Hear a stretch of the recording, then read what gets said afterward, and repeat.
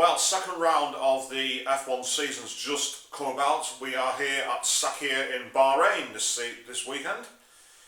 And F1's taken a nice old shotgun and aimed straight at their foot again. As everyone knows, qualifying happened yesterday and they decided after a bizarre press release after Australia and Melbourne, they said they were going to change the qualifying, revert to the one that's been known and used since around about 2006. They didn't. Instead, they kept this hilariously bad idea of the elimination system. Kind of similar to any old PlayStation 2 racing game. You literally have a clock counting down, and after so many minutes, your name gets a tick next to it, and it slowly ticks down. And if you've not crossed the finish line for a actual timed lap, irrespective of whether you started one, are on one at the time, are close to finishing one, doesn't matter. If that time runs out before your wheels cross the line and set the time, you are done. In Australia, it led to some hilarious screw-ups where teams like Red Bull made big mistakes. The Haas Formula 1 team on debut were going to be fast enough to be in the top 6. For a debut team, their times were deleted. They were not allowed to go on. This caused big frustration in the Melbourne race weekend purely because of one very important factor. In qualifying 2 and qualifying 3, the actual time for the whole session shrinks. And that means that if you have a scruffy run, if you get held up by a guy who's come out of the pits suddenly, if you're caught into the weighbridge, to have your car weighed, you only literally get that one shot, and if you don't make it, you're out. So what happened in Australia, of course, was at the end of it, with 5 minutes to go, all the teams were like, well, we're not going to improve on that. Anyone want to go to the pub? You know, it was very, very anticlimactic. Now, the Bahrain qualifying 1 session I actually liked. And I liked it because you got to see a real mix-up in the squad. Jenson Button from McLaren, for instance, set the 6th fastest time overall in that session.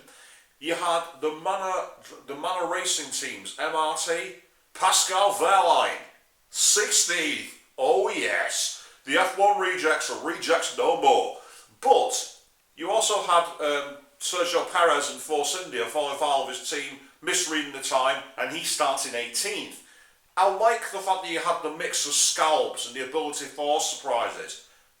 The key thing as well is in qualifying 1, there's a lot of time. So if you go out there and you make a mistake, or if you have a failure in the car, like a puncture or something like that, you can get back in, get yourself a fresh pair of boots on and get out and have another go. But in Q2, you saw with Daniel Fiat, you saw with Jenson Button, you saw with the Toro Rosso drivers, they'd set a time which was not very good. They were down, like, Jenson Button ends up 14th, Daniel Fiat starts 15th in the Red Bull.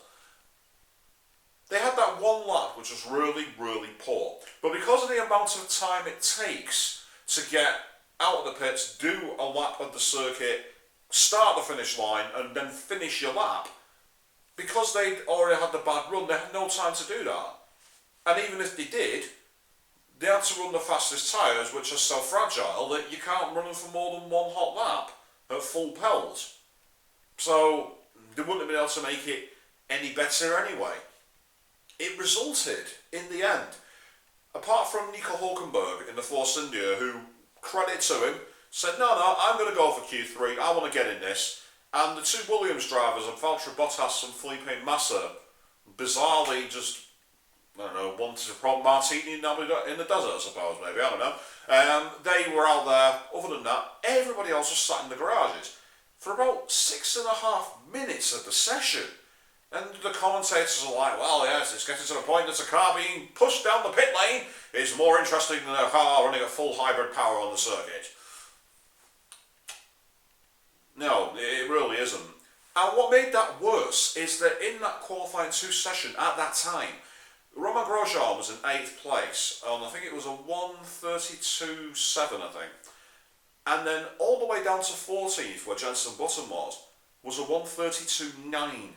There was literally just 0.2 of a second covering 8 places pretty much on the grid.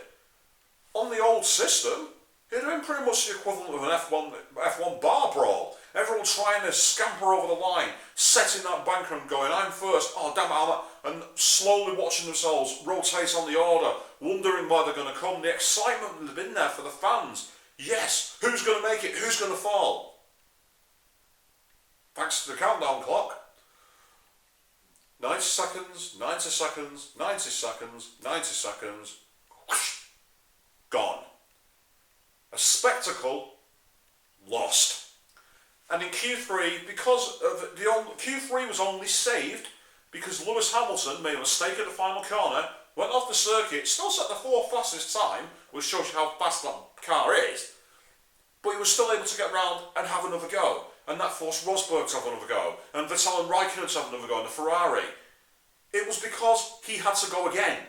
And the countdown clock unfortunately meant, because he was in 4th place, he had to go early. He couldn't wait for the optimum conditions in the tyre. He couldn't wait for the best per time on the circuit for temperature and track rubber. He had to go at that point. So all 4 drivers go out, all 4 drivers go for it. Great battle at the front, only 7/100ths of a second between first and second. Very, very close indeed. And then you had the Ferraris locking out 3 and 4. And then 3 minutes of absolute nothing. Because what else was there to do? It had all been decided. So how do we fix this? We take a leaf from the engines. Hybrid. I put it this way. In Q1, you have the elimination system. You've got to get out early, you've got to get your time in, and if you're one of the guys who's in the middle pack cars, like the Force India, like the McLaren, like the Toro Rosso, like the Haas, like the Renault, and you have that poor lap, you have the time to get back out there, have another go. Everyone wins. But then Q2 and Q3, you revert to the old system. Now you've got your set of tyres, now you've got simple lap times, and the slowest times from 11th to 15th are out, and then the top 10 shootout. It would mean that you'd still have chances for guys like Manor and Sauber to be able to overhaul the teams at the front who make a mistake. You'd still have the teams under pressure to make sure they got their tyres switched on and nailed it first time to avoid being scalped. Everyone wins. The back markers get the extra time to get revenue for their sponsors. That encourages more sponsors into the sport for them. That encourages more teams to survive. That encourages more teams to join. Haas F1 doing as they're doing is great advertising for the sport. It entices people to come in. Get more people being able to be covered and encouraged to go up the grid like Manor have. And all of a sudden, it all changes. Unfortunately, the sport's run by an out-of-touch troll who is only just beaten in the out-of-touch terms by Vince McMahon.